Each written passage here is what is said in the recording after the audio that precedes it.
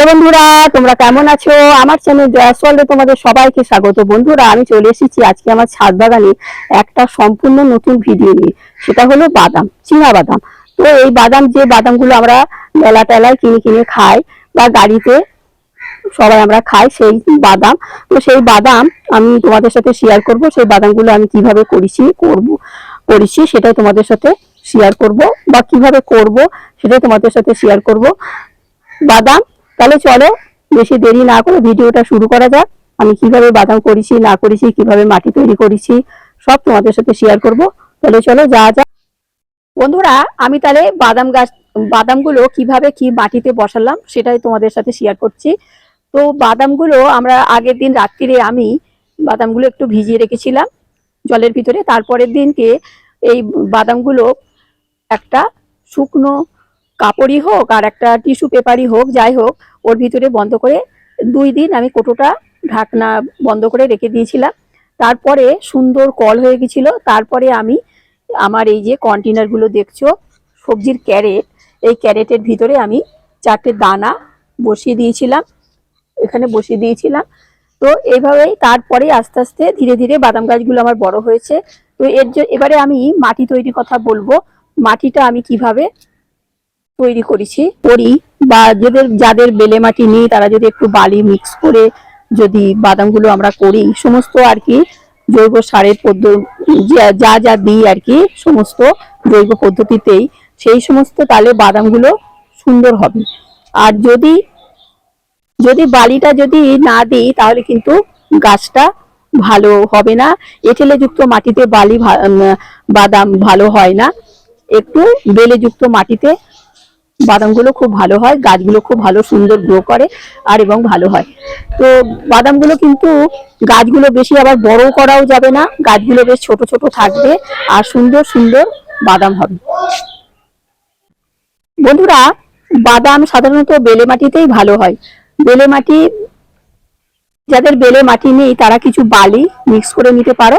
আর আমি যে মাটিটা রেডি করে রাখি, সর্ষের খোল, গোবর সার আর সবজির খোসা শুকনো আর কি, সমস্ত যে আর পাতা পচা সার, সমস্ত এই সমস্ত দিয়েই, যেহেতু আমি জৈব পদ্ধতিতে আমি গাছগুলো করি, সেহেতু আমাকে সমস্ত উপকরণগুলো বেশ ভালো করে দিতে হবে, অল্প অল্প দিলে হবে না। সর্ষের খোল, গোবর সার, সবজির পাতা, শুকনো সবজির খোসা আর কি, কিচেন কম্পোস্ট, সেই সমস্ত, আর পাতা পচা সার, এইগুলো দিয়ে আমি মাটিটা রেডি করে। দেখো, আমি এইখানেও আর একটা কন্টেনারে বাদাম গাছ করেছি। আমি 2টো কন্টেনারে আর কি বাদাম করেছি। আমি এবার করে দেখছি, এবার যদি বাদামটা আমার ভালো হয় আমি সামনের বছরে আবার আরো বেশি করে বাদাম করব। আমি বলবো আমরা ছাদ বাগানে সবাই বাদাম গাছ করব, সব সবজি আমাদের হবে, বাদামই বা কেন হবে না, আমরা বাদামও করব। আমি সবকিছু করে করে কিন্তু পরীক্ষা করি, সবকিছু করে করে দেখি, যখন হয় আবার তোমাদের সাথে আমি শেয়ার করি। তুমি বলি, আমি আগে দেখে নিই, বা কোনো জিনিস আমি তৈরি করে আগে তার উপকারিতা, কোনো ওষুধ বা কোনো কিছু, আমি সবকিছু আগে করে দেখে নিই, পরীক্ষা করে তারপরে তোমাদের সাথে শেয়ার করি। যে আমি যদি সফল হই তাহলে তোমাদের সাথে শেয়ার করি, এটা এটা আমি বলছি। তার আগে কিন্তু আমি করি না। যদি আমি তোমাদের হয়তো বলবো যে এটা এই হচ্ছে সেই হচ্ছে, কিন্তু পরে গিয়ে তোমরা যখন করবে তখন দেখবে হচ্ছে না, তখন একটা খারাপ ব্যাপার। তো আমি সেই জন্য আমি কিছু বলি না। আমি আগে নিজে তৈরি সব জিনিস আমি আগে তৈরি করে দেখি।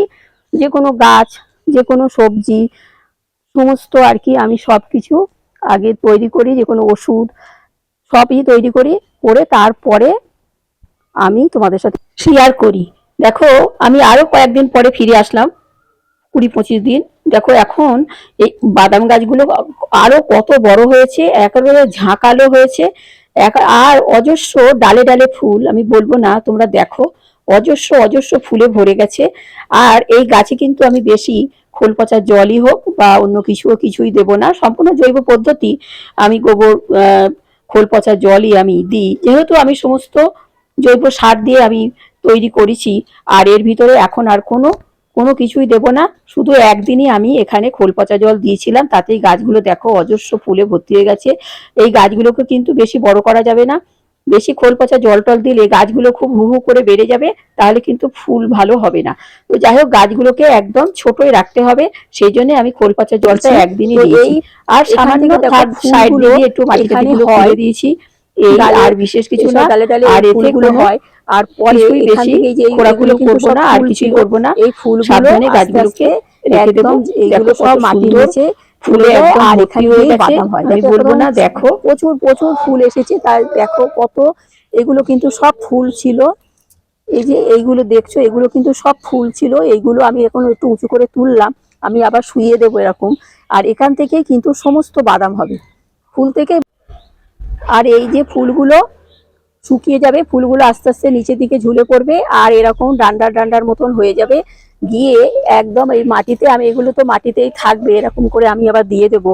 আর এখান থেকে প্রচুর প্রচুর বাদাম হবে। আমার গাছে বাদামও ধরে গেছে, দেখো এটা তো একটু আগে পরে হয়, আমাদের এই গোড়ার দিকে দেখো কত বাদাম ধরে গেছে। তোমাদের একটু খুঁড়ে আমি দেখাচ্ছি, দেখো আমি বলবো না, তোমরাই দেখো। এই দেখো, যে আমি যে বলছিলাম যে ডান্ডাগুলো এইখান থেকে ফুলগুলো, এই দেখো এইগুলো একদম মাটির তলায় চলে যাবে। তারপরে গিয়ে এখান থেকে আমি ভালো করে শুইয়ে দেবো, দিয়ে আর কিছু মাটি টাটি দিয়ে দেবো। আমি তুললাম শুধু তোমাদের দেখানোর জন্য। আর দেখো ওইগুলো থেকে কত বাদাম হয়েছে, আমি বলবো না, তোমরা দেখো কত বাদাম হয়েছে। দেখো এখানে সমস্ত বাদাম আছে, আমি বেশি তুলে তুলে দেখাচ্ছি না, কিছু কিছু তোমাদের দেখাচ্ছি শুধু দেখানোর জন্য বাদাম হয়েছে কিনা। দেখো দেখো এখানে সমস্ত বাদাম, এই দেখো, দেখো কত সুন্দর সুন্দর, কত, দেখো কত বড় বড় বাদাম, ছাদ বাগানে এরকম বড় বড় বাদাম দেখো। দেখো আর এখানেও এগুলো হবে, আমি আস্তে আস্তে আবার এইভাবে ভাবে দিয়ে মাটি দিয়ে দেবো, শুধু তোমাদের দেখানোর জন্য বাদামগুলো, তাই তোমাদের একটু তুলে তুলে দেখালাম। আর বাদাম গাছটা দেখো খুব গ্রো করছে, বাদাম গাছটা আরো প্রতিদিন অজস্র অজস্র ফুল হয়। এই ফুল থেকে কিন্তু বাদাম হবে, যত গাছে বেশি ফুল হবে তত কিন্তু গাছের নিচে বাদামে ভরে যাবে। যখন আমি তুলবো বাদাম, তখন তোমাদের সাথে আমি আবার শেয়ার করব যে আমার গাছে কতটা কি বাদাম হলো।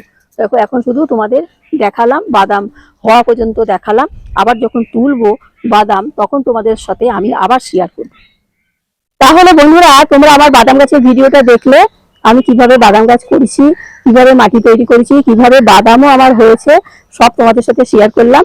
আমি সামান্য খুঁড়ে আমি তোমাদের দেখালাম। যখন আবার অনেক গাছটা যখন একদম ভালো করে শুকিয়ে যাবে, তখন আমি যখন বাদাম তুলবো, তখন আমি তোমাদের আবার ফিরে এসে দেখাবো কতটা কি বাদাম হয়। আমি উপর থেকে তো একটুখানি খুঁড়িয়ে তো তোমাদের দেখালাম 4-5টা বাদাম, আরো ভিতরে অনেক বাদাম আছে, আমি সমস্তটা খুললাম না, সামান্য একটু খুঁড়ে আমি তোমাদের দেখালাম। আমি বলবো আমাদের ছাদ বাগানে সবই সম্ভব, সবকিছুই আমরা আমাদের ছাদ বাগানে করতে পারবো, বাদামও সম্ভব। আমি এই বাদামটা আমি আজ এবছরে নতুনই করলাম, আর একবার করেছিলাম তো সেবার ভালো আমি করতে পারিনি, কিন্তু এবারে আমি ভালোভাবে পরিচর্যা করে বাদামটা করে দেখলাম, সত্যি খুবই বাদামটা ভালো হয়েছে। এত বড় বড় বাদাম তোমাদের তো দেখালাম, দেখলে আমরা বলবো আমরা ছাদ বাগানে সবাই বাদাম করবো তার থেকে। আর সব সবজি হয়, সবকিছু ফলও হয়, কিন্তু বাদাম কেন হবে না, বাদামও হবে আমাদের। আমরা যদি 2 কন্টেনার যদি বাদাম আমি করেছি, কতটা কি বাদাম হয় পরে এসে তোমাদের আবার যখন বাদাম তুলবো তখন তোমাদের সাথে আমি আবার শেয়ার করবো। তাহলে আসি, সবাই ভালো থেকো, টাটা। পরবর্তী নতুন নতুন ভিডিও নিয়ে আমি আবার এসে যাব। তোমরা আমার এই বাদাম গাছটার ভিডিওটা দেখলে, তোমাদের যদি বাদাম গাছের ভিডিওটা ভালো লেগে থাকে, তো তোমাদের কাকিমাকে একটা লাইক শেয়ার সাবস্ক্রাইব করে আমার চ্যানেলটার পাশে থেকো। আসি তাহলে, সবাই ভালো থেকো, টাটা।